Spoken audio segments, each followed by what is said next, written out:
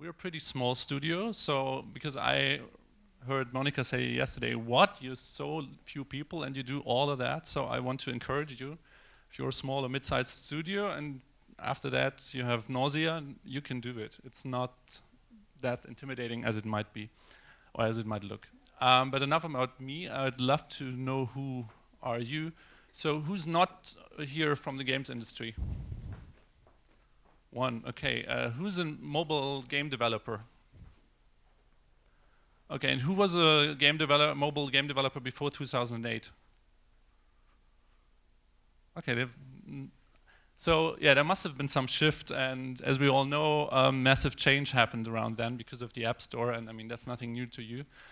But what often gets overlooked, apart from that the advent of digital distribution came there and we could all start to self-publish, is the fact that through the iPad and through the smartphones, media convergence happened. And media convergence really shook up the whole media industry and ended at least in theory, ended the silos of media. But who here has produced anything across media? 1, 2, 3? Okay, so that's not a lot of people. And the question is, why is that? Because, I mean, obviously the technology is there, so we could all do that. But out of our experience from the last 5 years, the industries are still heavily segregated. And it's very difficult still to produce that content. Another thing, and that's basically our binder to do that, media convergence enabled, is transmedia storytelling. So why do transmedia storytelling in the first place, and why even bother? Because it's much harder than just to go on one medium. But as we heard before on the panel, the kids and also the parents, they're on many more formats than they were ever before because of the devices. And we had that even before we had a website. We got emails from people and said, so where's the movie to that? Or can we download the soundtrack? And so there's a lot of opportunities there, and I think the target group are demanding it. But again, it's difficult to do. And in order to be able to do it at all, you need to have a binding brand, you need to have a character IP, something that holds it all together.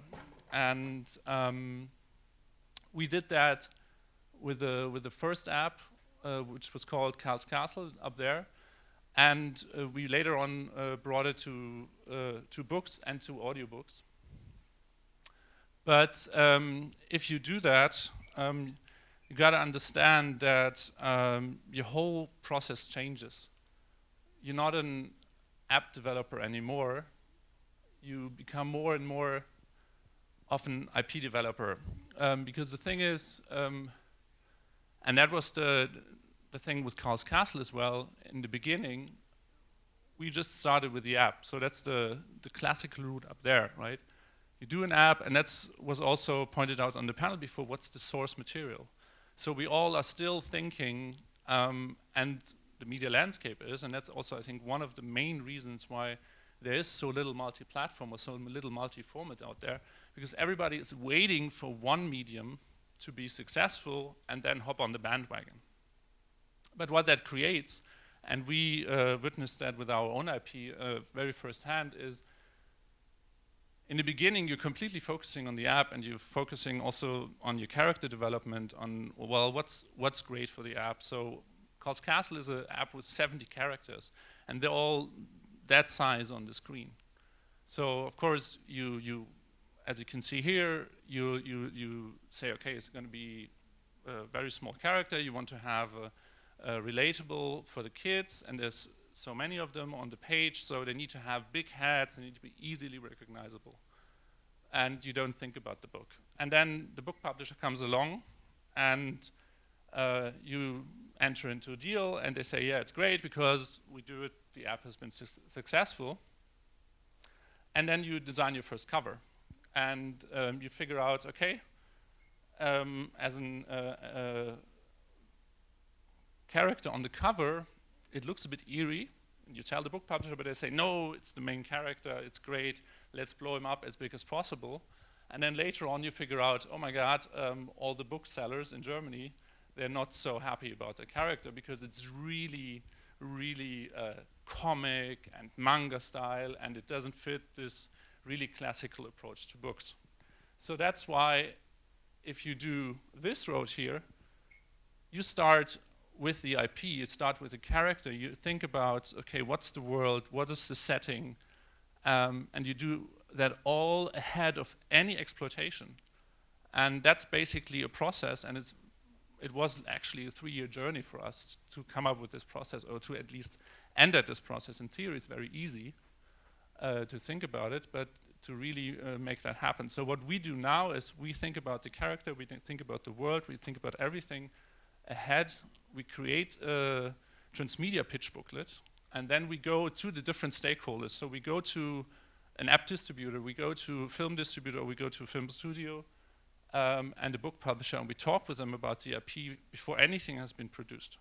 So, and we get feedback on what we just saw on the panel here. We get feedback on the target group for the book, if it might work, on the artwork and everything. And that way we can not guarantee, but we can get a much better idea of what channel would actually work for that very IP, and what channel even might not. And I mean, it's not, you don't necessarily need to serve all channels all the time. You can pick and choose if it makes sense and what actually your IP can carry. So, as I said, you have a big shift in your business at that time, and the question is, I mean, being developers, do you really want to do that? You can also do it in parts of your business, but you have to be aware that you basically, in parts of your business, move from the app developer to being an IP developer.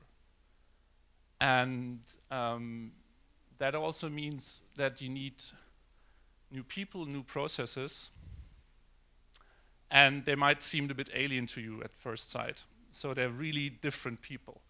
And especially, I mean, talking about apps, I mean, it's interactive entertainment, so it's games mainly, and especially kids apps, we all know that they don't have a lot of story. I mean, maybe interactive books do, but then it's probably most of the time the book has been there before. So if there's no story, you need somebody who's able to do story development. So you need to get a screenwriter or a head of development or head of IP development, however you want to call this person, on board who's able to work with you on that and who's piggybacking on that. And what we do, we lock them all up in a room. We lock our game designers and the IP developers, maybe even book author or a screenwriter on top, in a room, and they are part of this so-called IP development. So they feed off each other, and we just had this 4-month cycle now on an IP, and we figured out, oh my God, it's so vastly different, not only the process itself, but where you end up. Because and we can see that in the material we created. So if the screenwriter would have just written the script or a screenplay, he would have never incorporated parts of play into the story. So now, for example, we have a space IP, and we said, okay, the core play mechanic within that IP is tinkering. So he has to think about, okay, how can I integrate tinkering into the story? So he came up with this thing, okay, I mean, there's spaceships in the universe that are crashing all the time. Who's actually coming to them for rescue and is repairing the spaceship? Yeah. So the intergalactic AAA, so to say, that's what we created there. And then you can easily take that and say, okay, in the app, I'm not telling the story of these guys. I'm making an app where I can tinker with spaceships. I'm making an app where I can repair spaceships and send them on their way and get new parts and build my own spaceships. So I have a highly interactive experience, and I don't have a story-driven experience. but it's still part of the IP because it's the same style. It's an underlying narrative that's identical. And then in the TV series we created, every mission is a crashed spaceship. So the ship crashes, that's how the series starts, an episode starts, the alien is pushing the red button, and our team of 5 people is dispatched and they have to rescue the ship. So just to give you an example of how different the process is, how different the thought process is. And talking about the different people, so it's not only the head of IP development, but you also have to have a schizophrenic in your team, and that's me. So you need to have somebody who loves to be everything and nothing. So I just came from the Frankfurt Book Fair. I was the alien from the future there. Here I might be this weird guy traveling with physical products. And in the, don't get me started on film festivals. They don't know, I don't know what they think.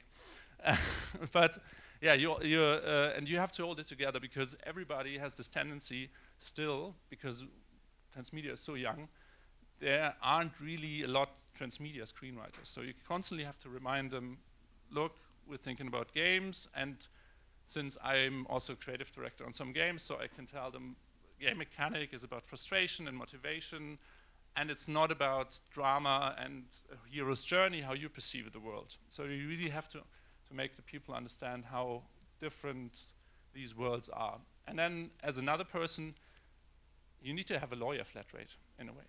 Or as we did it, make a lawyer your partner in the company, because all of a sudden there's so much more deal making involved. I mean, just to get back here is basically, I mean, this whole part here, these are vastly different entities, right? And they have all different, they have different ways of making deals. So a book publisher is completely sold onto this idea, okay, he's gonna give you a little bit money up front, give you 5% on the book deal, a little bit of a license fee, and you need to have a lawyer who's knowledgeable about that, but also who's knowledgeable about the film world and knowledgeable about the game world. And yeah, because of all these partners, you need to have a stakeholder management. And that's something that can't be underlined enough, because it's really something we didn't think about in the beginning. And we thought like, okay, so we do all these products and we do the production and it's all bundled with us and that works great. But then we figured out, oh my God, the book publisher is calling because of the deadline of the book, and the app publisher is not happy with the artwork. So you need to really have somebody in your team who's committed to arranging that, to communicating all the changes to the stakeholders, and especially if you're trying to do, which is super hard, a concise launch. So if you're really trying to be out with the book while the series is launching and the app is coming out. But what we devised a bit in our process is also that we said, okay, it's really great for marketing and it's really great also for the audience, and to also reach different audiences. Because talking about this Transmedia approach, what happened with Carl's Castle, the app starts with 2 years, the book starts with 4 years, the series will start with 6 years. So you have different touch points for different groups within your target audience. And you have to manage all that. But there's quite a few rewards in there.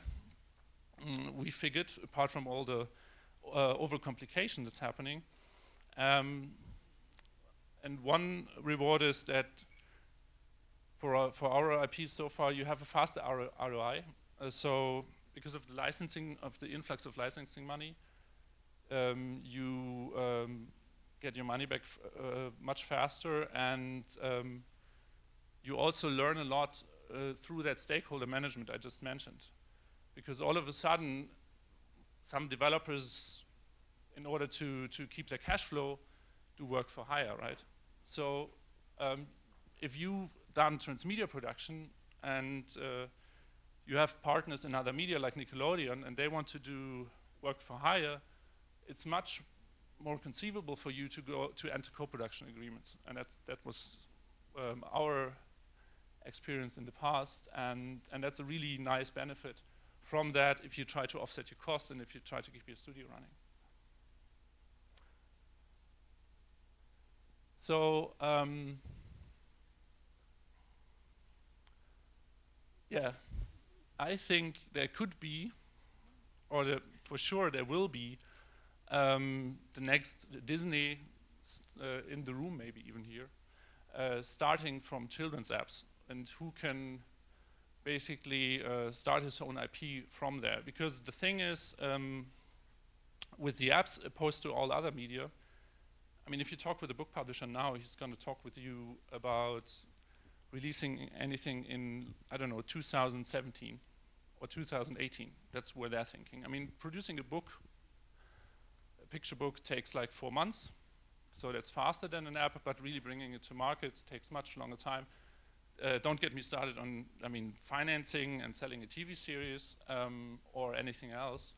So what the app can do for you, also in a transmedia term, you can launch the app much more earlier than the rest of your whole transmedia portfolio in order to test your target group.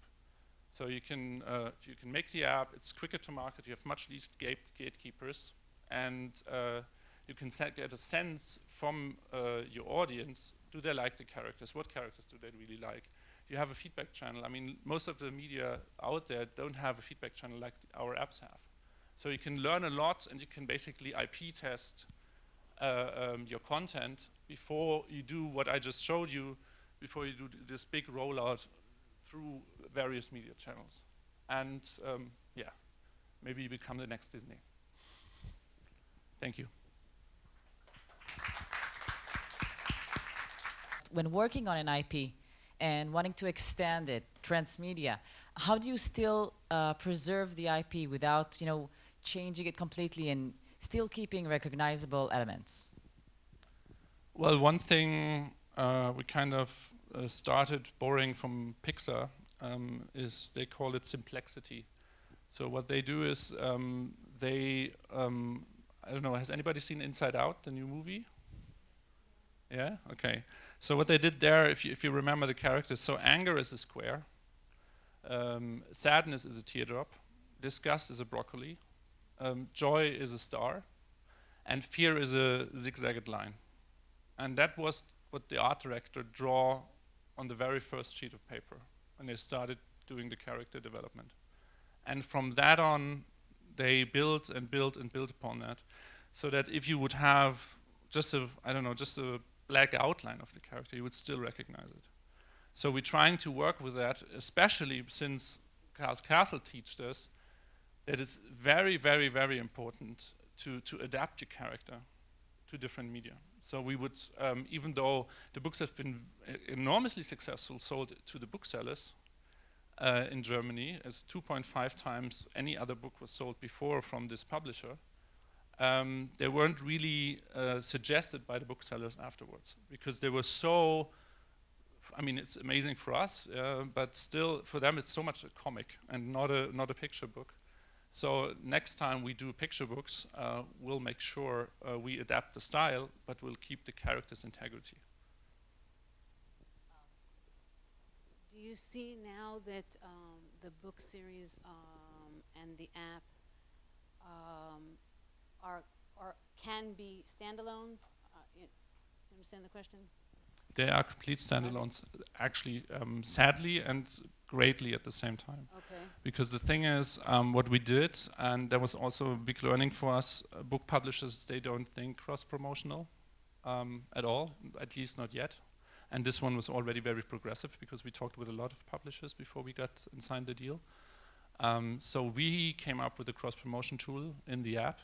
So now if you open our app in the German markets, because the books have only been released so far in the German-speaking markets, you will see a panel where you can basically touch on the book, and you see a preview with 2 pages of each book, and you can hit, and then you directly link to Amazon.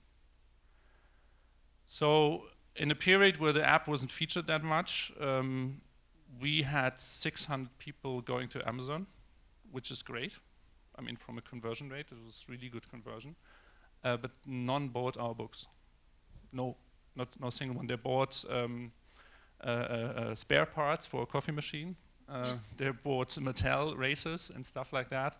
And our reasoning behind it, together with the publisher, is that somebody who buys a $2.99 app hardly buys a $12.99 book that's been delivered to him. So I think what you can assess from that is that you're reaching completely different demographic and completely different target group, who's probably not an app buyer, at least not in Germany. I mean, of all the European countries, Germany is the one with the least digital interaction in the kids market.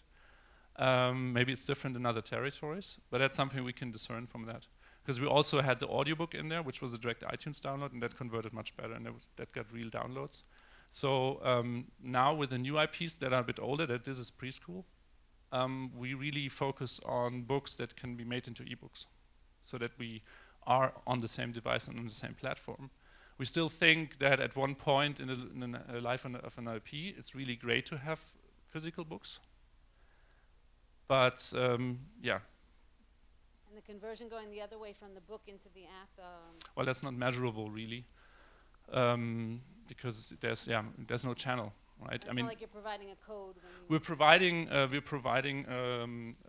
QR code there, but since it's through the publishers network, it's not going to be tracked. It's not, sadly, but yeah, they weren't able to do that.